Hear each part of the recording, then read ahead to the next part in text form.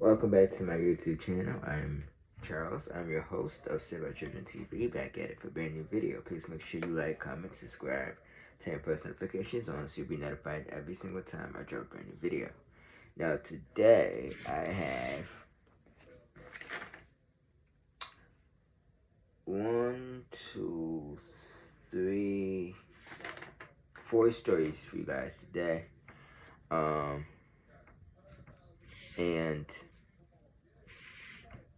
I'm gonna give my opinion on these stories, and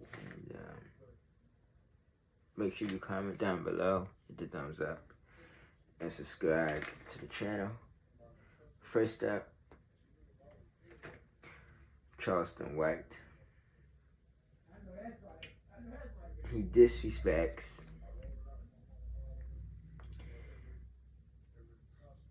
the 5-year-old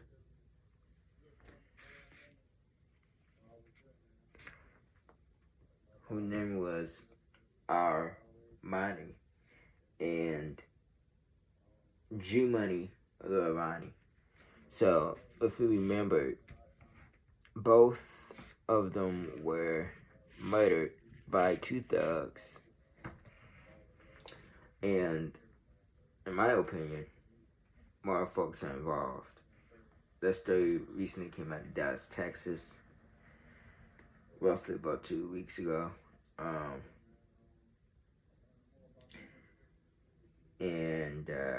Charleston White basically made a video and was basically trolling, and so I wanted to talk about it.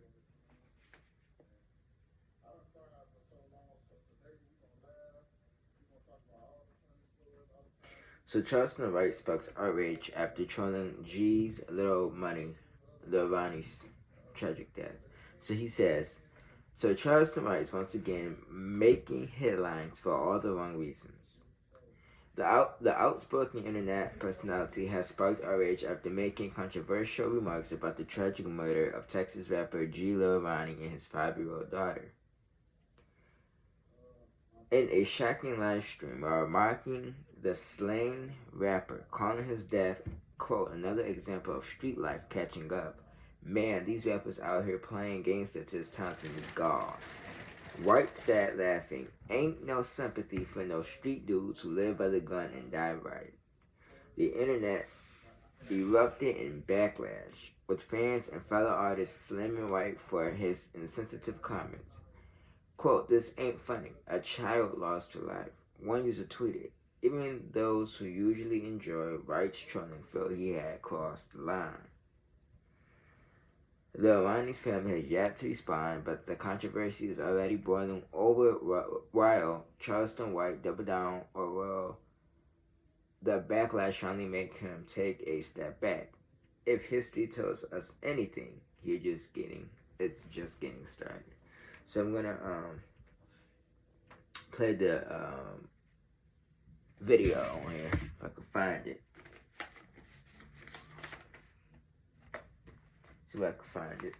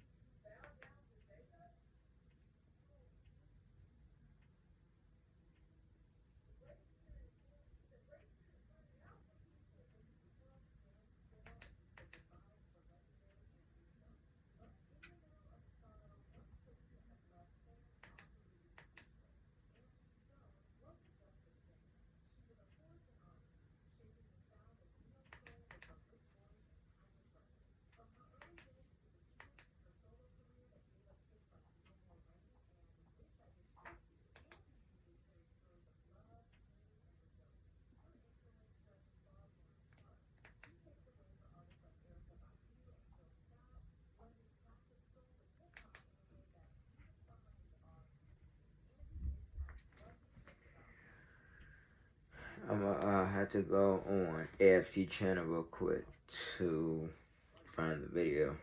Can't find the regular video, so.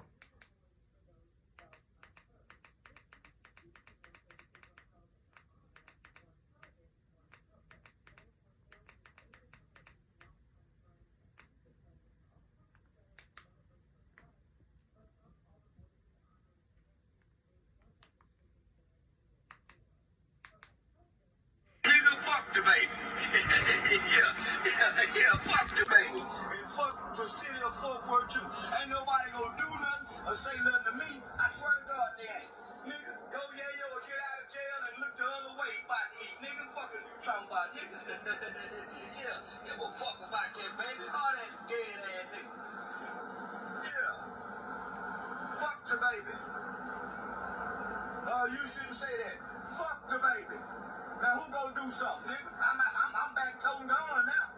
Toting gun and smoking weed. Who gonna do something about it? I said fuck the baby. I said fuck Lil Ronnie.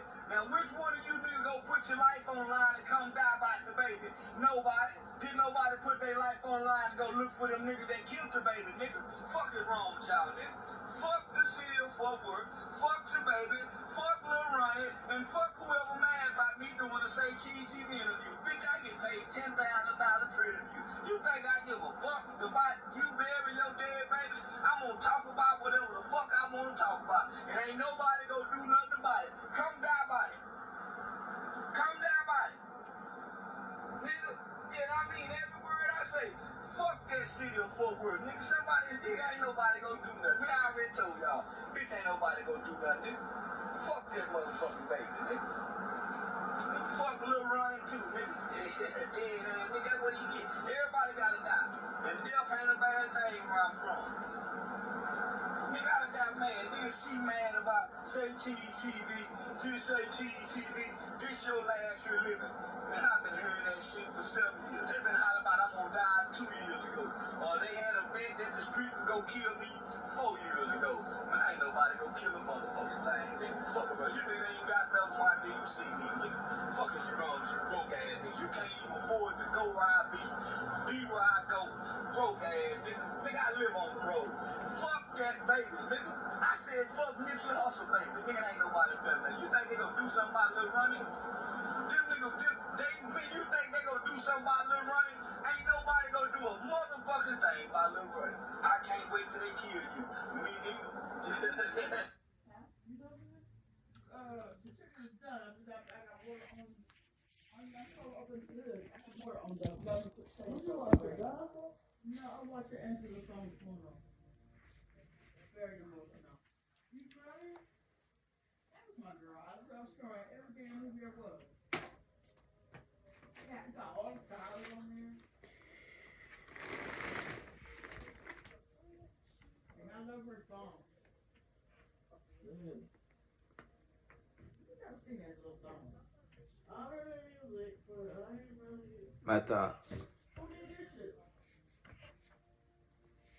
The boy. I'm gonna be in the shower. Okay. Is Cake is up here? Who? Cake. No, you see what's on that table? Yes, Cake. Go look at those. I want some. Okay. Those ain't cake, those is pies. Yes, pies. Why? Snack. Y'all going to jail, y'all too. Why'd you say that? Jail calling y'all name. Why y'all buy pies? Snack. Snack. After we eat. Y'all gonna G9 tomorrow? I am. Hey, They I got- can't. He don't got. Got no more Yeah, money. he broke. He got his money. You got on a bus and they said you ain't had none? I had money this morning because apparently I was on the bus this morning. You supposed to call your car. I'm talking about my bus card. Your bus, don't I call it? Yeah, I didn't call it. I went to the station and I checked it at it and it said $0 on it. Oh shit. You gotta go get them? Yeah, 'cause I was Like I said, he stranded. trying all the way to LaSalle Station. Child, it wasn't LaSalle. It was Sister station. Humboldt Hospital That station. station. Well, at least you got back home. You're not ready at home at school? Mm-hmm. So you can't go to GE tomorrow? No, because I ain't got no way. Well, I can't help you until Thursday. So you might as well stay home tomorrow and try to get Thursday. How much I get on Thursday? That's what I have. I'm gonna say this. Hey, John, you mind, bro? If you can't do nothing with those days, you might as well sit down tomorrow too. He got money to go. But is he gonna go out the door in the morning by himself? I do sometimes. I do. Oh, okay.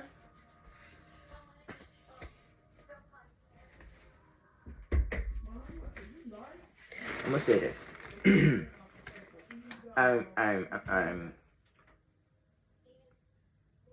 I'm disappointed.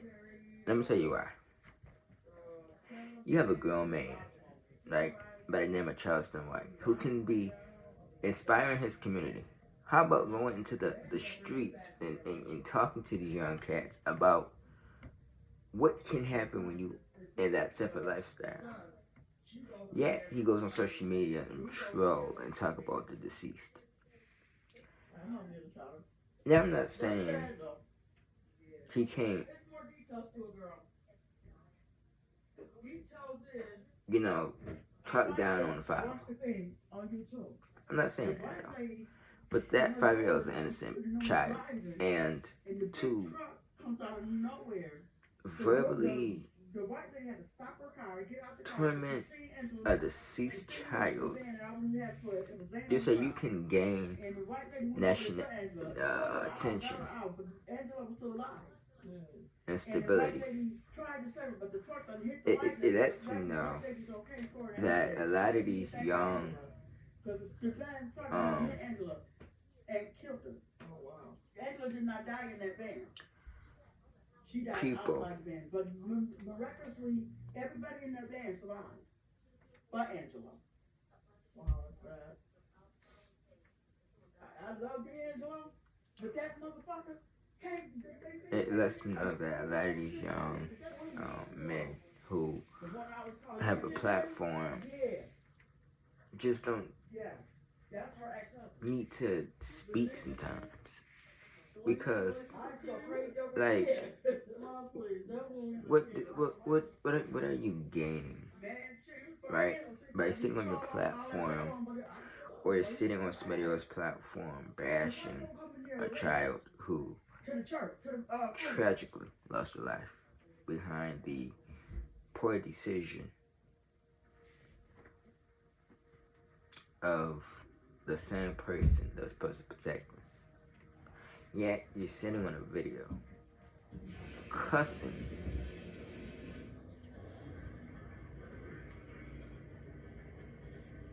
and using foul language to try to get a reaction.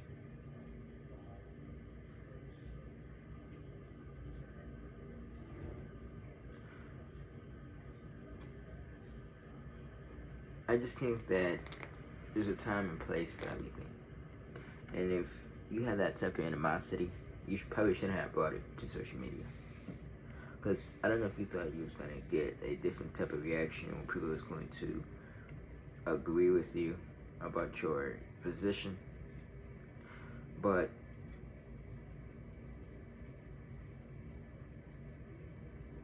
you gotta understand something. If you lost your child tragically,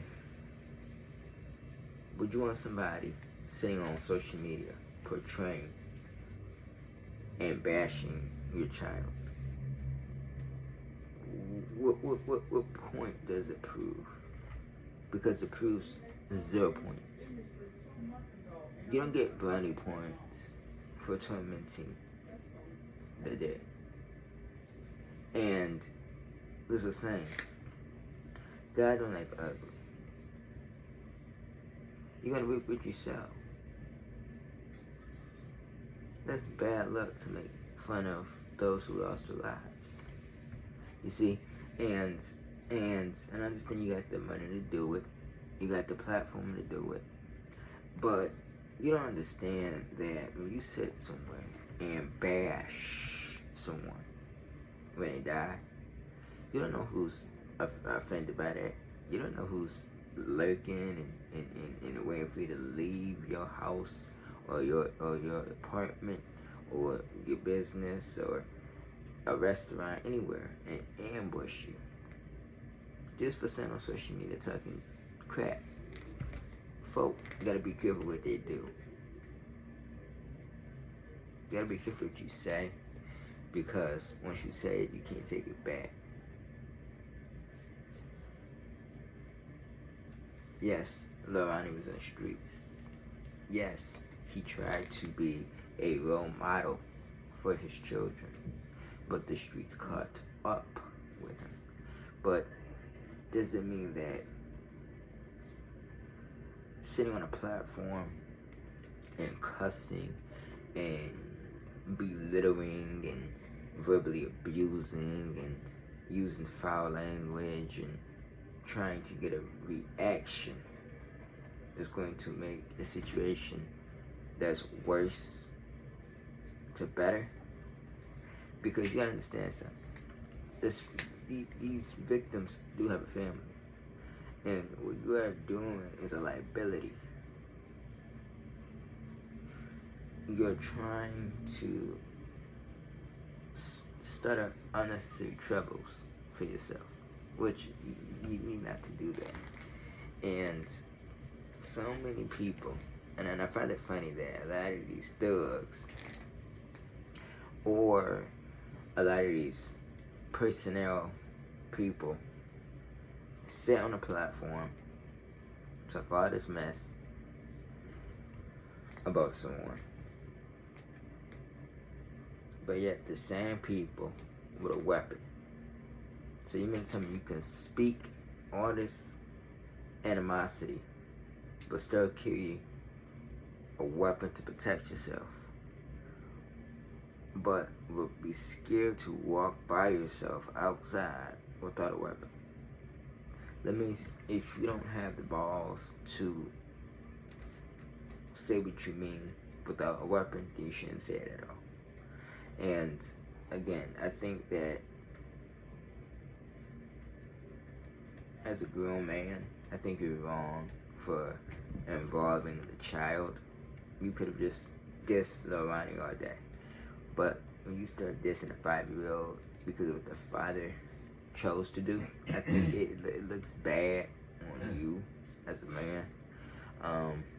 And it just, to me, you just don't get no brownie points for that.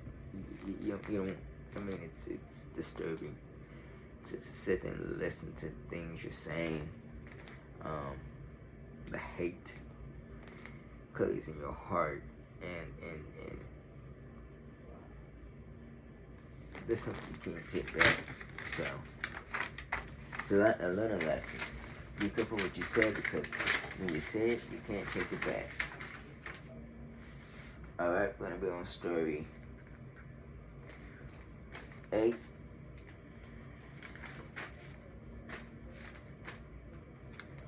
Out of 10. Continue praying for the family of Armani and G. Armani.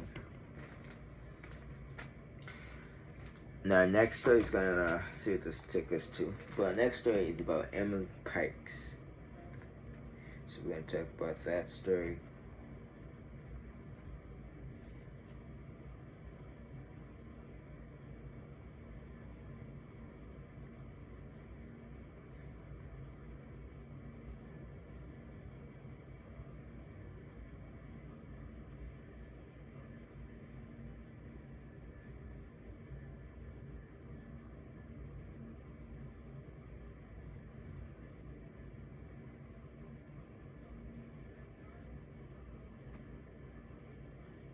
I'm on Fox 10 Phoenix. So Phoenix, Arizona is going to take an air.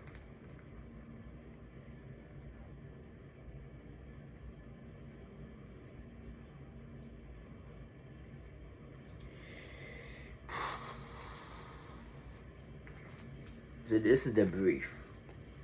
There are still no answers in the murder of 14-year-old Emily Pike, who went missing out of Massa and was found dead 100 miles away.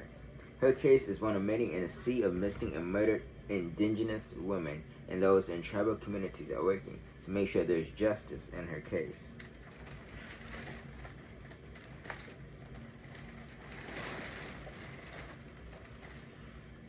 The girl's remains were found in February after she was reported as a runaway out of Massa.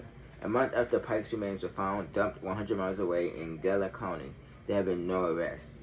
Tribes around the valley are showing their support and raising awareness, and not only for Pike, but for all the other missing and murdered indigenous women. This is the backstory. In a sea of red, on March 16th, the valley community is searching for answers. Quote, mothers and fathers are suffering and losing their children in all tribal nations.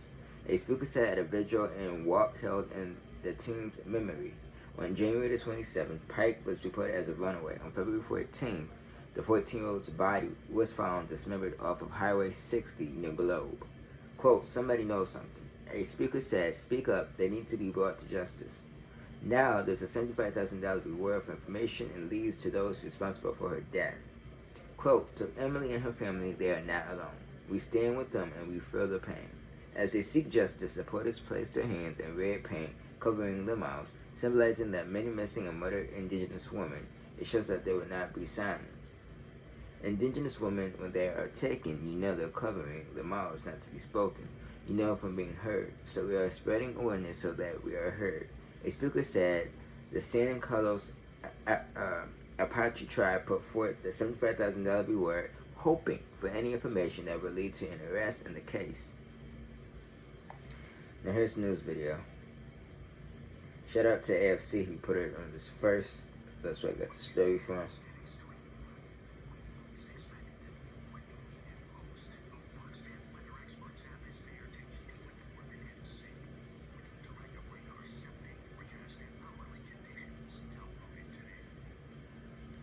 Investigators are still searching for who killed a 14-year-old girl from the San Carlos Apache tribe. Emily Pike's remains were found in February after she was reported as a runaway.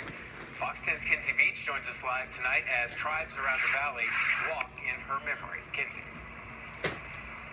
Yeah, a month after Emily Pike's remains were found dumped 100 miles from Gila County, there have been no arrests. Tribes all over the valley are searching for answers not only for Emily Pike, but for many missing and murdered indigenous women.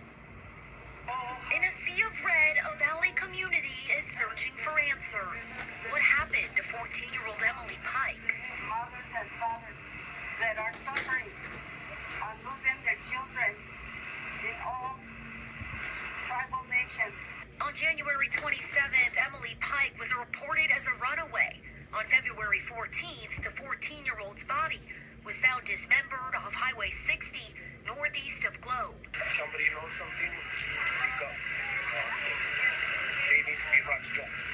Now, a $75,000 reward for information and leads to those responsible for her death. To Emily and her family that they're not alone. That we stand with them and that we feel their pain.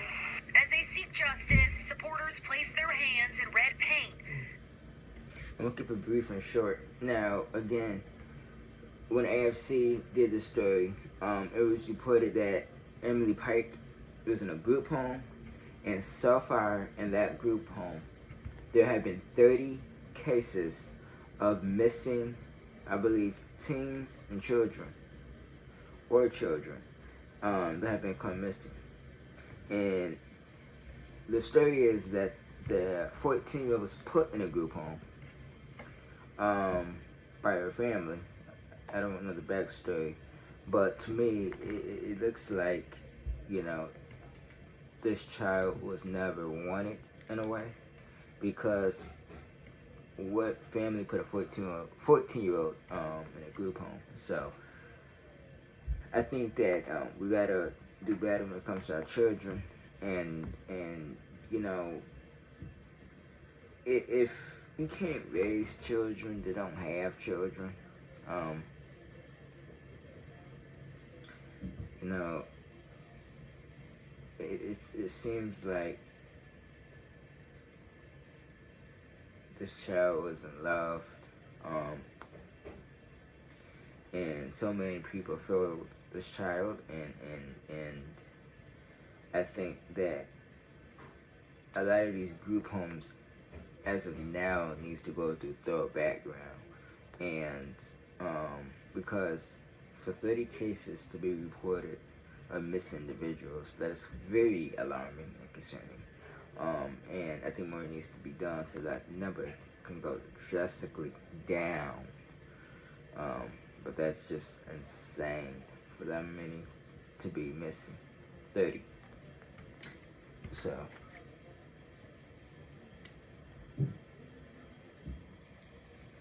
that's a sad story. Now the next story, I'm not gonna have a news video to it, but 2 teens were arrested for attacking a substitute teacher at a Fort Lauderdale high school. So I'm assuming they are juniors, 9th graders, 10th graders, 11th or 12th graders. But I wanted to talk about it because I think it's very important that a lot of these parents are not raising these children correctly. For your children to go to school and beat up substitute teachers and teacher assistants, and I think it's just tragic that, you know, it's unbelievable. And teachers don't really get paid enough, and they gotta deal with hard-headed children and to be assaulted by 2 teens. It's just bizarre. And what did you think was gonna happen after you assault a substitute teacher? Do you think you was gonna walk from this? Do you think you was gonna, you know, nothing's gonna happen, you know? So they were arrested, I'm assuming, for aggravated assault or battery, and bonded out of jail. But I think this needs to be a learning lesson. If you assault someone, whether it's in school, church, whatever, it's a crime. So think about your actions. Now, our final story is a story from 2 years ago. And every story 10 out of 10.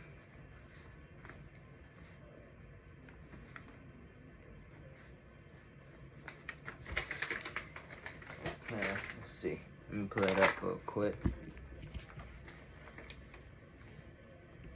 Family of an 8-year-old girl is suing a gun owner and the babysitter. So I'm gonna pull it up real quick.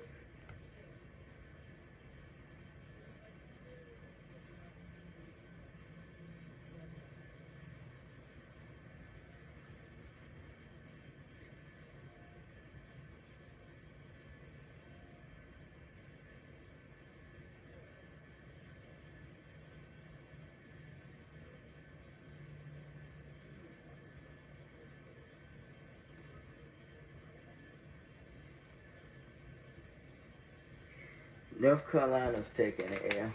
Let me pull up. Let me see if I can pull up on here real quick.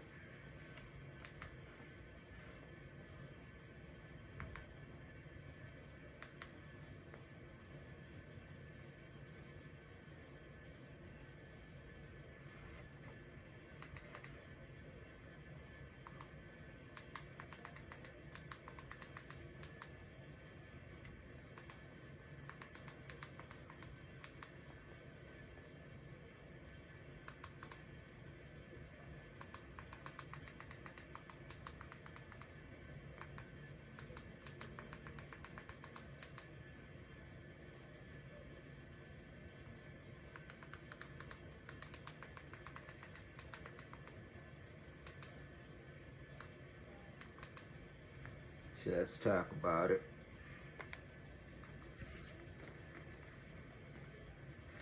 Cumberland County, North Carolina is taking an L. North Carolina family files lawsuit after an 8-year-old girl shot and was killed by the babysitter's young son. A family in Fayetteville, North Carolina has filed a lawsuit nearly 2 years after an 8-year-old girl died after being shot by her babysitter's son. Genesis Dockery was at her babysitter's home in Fayetteville when she was shot and killed allegedly by her sitter's son on July 27th of 2023. That was 2 years ago. Tuesday, the family is calling for accountability and has filed a wrongful death lawsuit against the babysitter, Crystal Michael, and the gun's owner, Thomas Michael. The lawsuit alleges both owned and filed to secure the Phoenix Arms Raven Glock 25 automatic pistol used in the shooting. Dockery's family says the babysitter was a longtime friend of the family and has cared for Dockery and her young sister multiple times.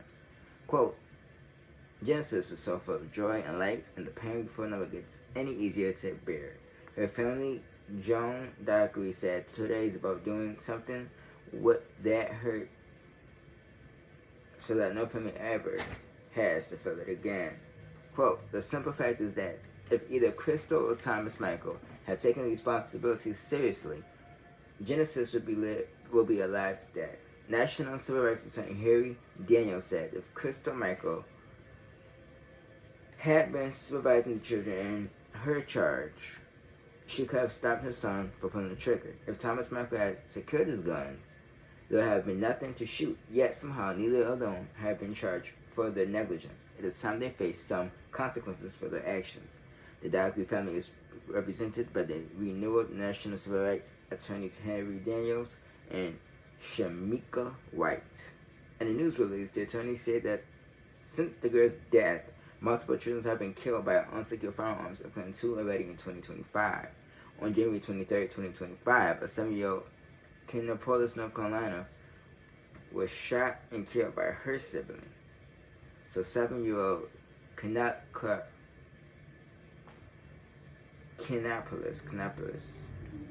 On February 28, 2025, a 5-year-old girl died after being shot by another child who was playing with a gun inside her home. The Henderson Police Department said the 3-year-old got a hold of an unsecured gun and fired it at the 5-year-old. First responders provided medical assistance after arriving on the scene, but were unable to save the child. Morgan Deems, 24, was charged in the investigation for failing to secure a 9mm handgun. She was given a $6,000 unsecured bond. Henderson Police Chief Marcus Barrow said. Now here is the news video.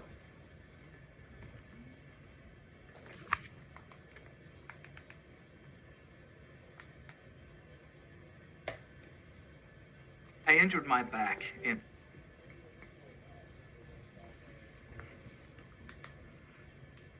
First at noon, a protest outside the Cumberland County Courthouse this morning as another hearing was underway for the child accused of killing an 8-year-old, Genesis Dockery. Good afternoon, I'm Bill Young. And I'm Liz Ortiz. Genesis was shot while at the babysitter's home in Eastover nearly 2 months ago. CBS 17's Justin Moore is live in Fayetteville after speaking with Dockery's parents. Justin. Yeah, Genesis Dockery parents and several others were out here earlier this morning with signs outside of Cumberland County Courthouse. Now, this morning, a juvenile court judge decided to keep the 12-year-old accused of killing her in Cumberland County Juvenile Detention Center for now. Now, there was supposed to be a long-term custody hearing. It was moved to a later date to give the prosecution and defense attorneys enough time to go through evidence. Now, Dockery was shot while at the babysitter's home in July. The suspect is the sitter's son. The little girl's parents are calling on North Carolina lawmakers to create a Genesis law. When you see her saying Genesis law, we're hoping to get laws that better serve and protect our children and our community from unsecured weapons, irresponsible gun owners, and direct violators of that. Now, Dockery's father, you just heard there, still believes that the sitter and the grandfather of the suspect, who is, authorities say, owned the gun that was shot in this case, should be responsible for his daughter's death. Live in Fayetteville, Justin Moore.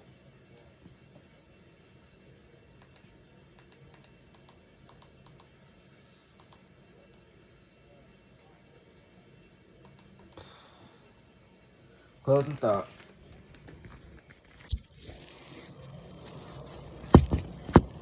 Number one, and I said this before on my channel, I think that it's very important if you have young children and if you're babysitting somebody else's children.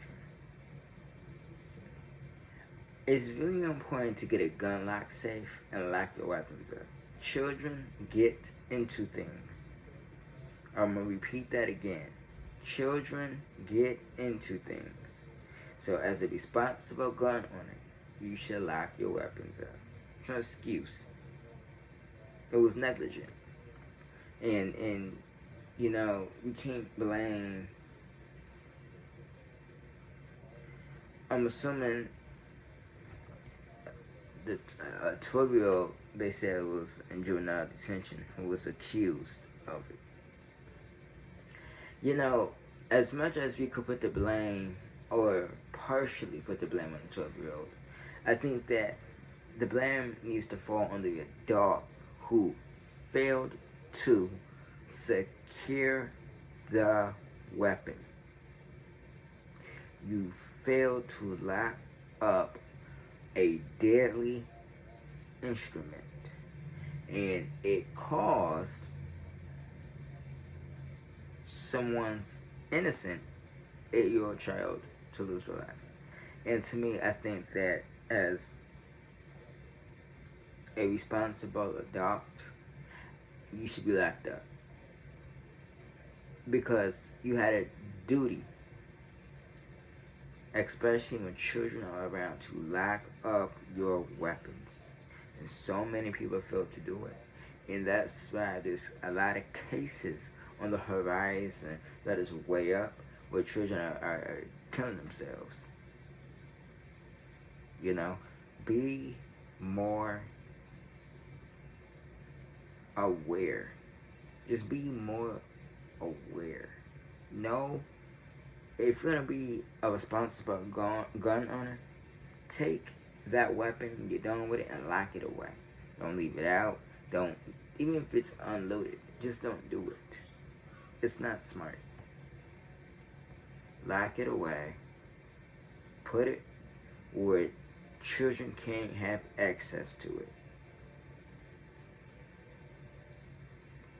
We gotta do better as a whole in society. We're failing our children. But we gotta be responsible. We gotta know how to do things in a normal fashion. But, you know, this case, you know, it's a tragic case, because there's no winners here. You have a victim that's deceased. You have a 2-year-old that's in jail now. And a father is probably never going to face prosecution, who left his weapon around, which is the babysitter. You know, and I mean, we gotta start doing background checks on babysitters. We do, because not all babysitters are qualified to be babysitters. Not all babysitters are you know, responsible people. You have a lot of negligent babysitters. So you gotta do your job. You gotta do investigation, background checks. You just gotta know. You know, and this was preventable. But, you know, we take the risk. And when we take the risk, sometimes it could fail us. We gotta do better. We have gotta do better. This is the second case. There's 2 cases so far this year, 2025. This case here was 2 years ago.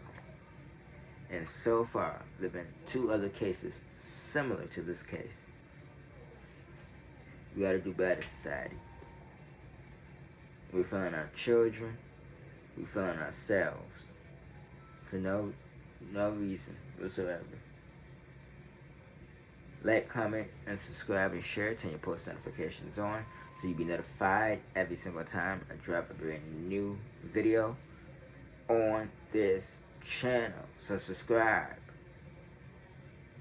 Hit that subscribe. When you hit that subscribe, that's one person that is helping advocate for children. So hit that subscribe button. I'll see you guys tomorrow. Peace.